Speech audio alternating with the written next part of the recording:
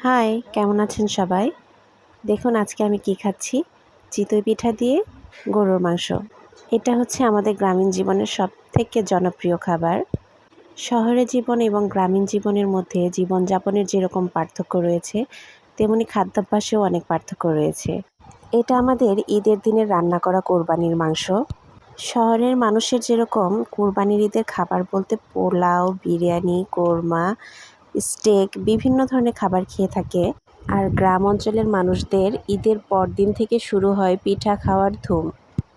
প্রায় প্রত্যেক বাড়ি থেকেই ঢেঁকির শব্দ পাওয়া যায়, আর ঢেঁকির শব্দ পেলেই বুঝতে পারি যে বিয়ে হয়ে যাওয়া কোনো মেয়ে হয়তো ঈদের পরে বাবার বাড়ি বেড়াতে এসেছে, আর না হলে কোনো আত্মীয় স্বজনকে দাওয়াত করে খাওয়ানো হচ্ছে। আর কোরবানির ঈদের পরে যেহেতু সবার ঘরে বেশিরভাগই গরুর মাংস থাকে, তাই কোরবানির ঈদের পরপর গরুর মাংসর সাথে চিতই পিঠা আর গরুর মাংস দিয়ে মাংস পিঠাটা বেশি করে খাওয়া হয়। আপনাদের কাছে কার কোন অঞ্চলের খাবার দাবার সবথেকে বেশি পছন্দ আমাকে জানাবেন। ধন্যবাদ।